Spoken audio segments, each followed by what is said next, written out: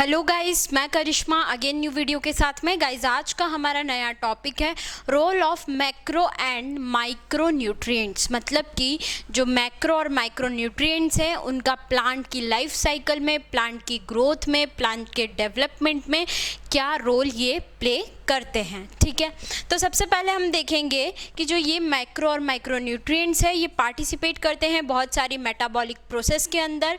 ठीक है, और मेंटेन करते हैं ऑस्मोटिक कंसंट्रेशन को, एंजाइम की एक्टिविटीज़ को। तो इतने सारे फंक्शंस ये macro and micro nutrient perform करते हैं। और भी बहुत सारे ऐसे फंक्शंस हैं जो कि particular micro and micro nutrient जो है वो परफॉर्म करते हैं। तो हम एक वन बाय वन सारे एलिमेंट्स के बारे में स्टडी करेंगे। तो सबसे पहले आज हम स्टडी करने वाले हैं नाइट्रोजन एंड फॉस्फोरस के बारे में।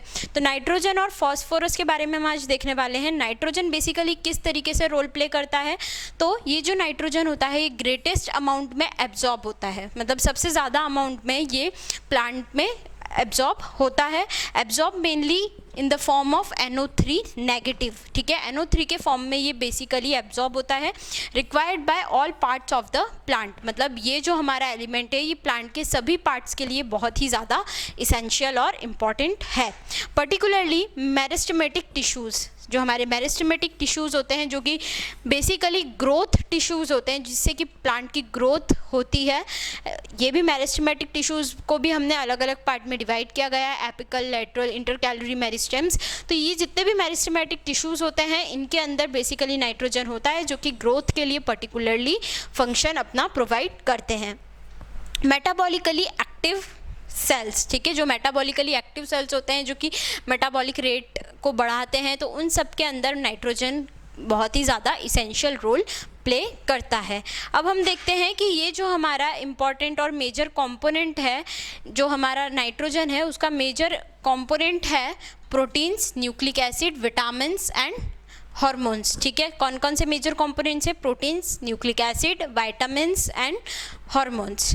अब हम बात करेंगे फॉस्फोरस के बारे में। इतनी देर हमने बात करी थी नाइट्रोजन के बारे में। तो फॉस्फोरस बेसिकली एब्जॉर्ब होता है प्लांट में, कहाँ से? From the soil. ठीक है, सॉइल से एब्जॉर्ब होगा इन the form of H2PO4 negative and HPO4 2 negative. ठीक है, इन दो बेसिकली ये दो कंपोनेंट के फॉर्म में ये एब्जॉर्ब होता है।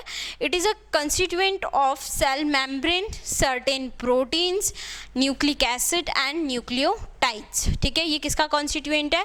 कुछ प्रोटीन्स का, न्यूक्लिक एसिड का, न्यूक्लियोटाइड्स का।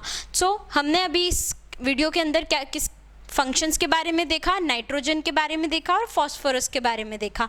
एक बार मैं फिर से आपको सारी चीज़ें रिकॉल करवा देती हूँ। जो रोल है मैक्रो एंड माइक्रो न्यूट्रिएंट्स का, बेसिकली वो होता क्या है?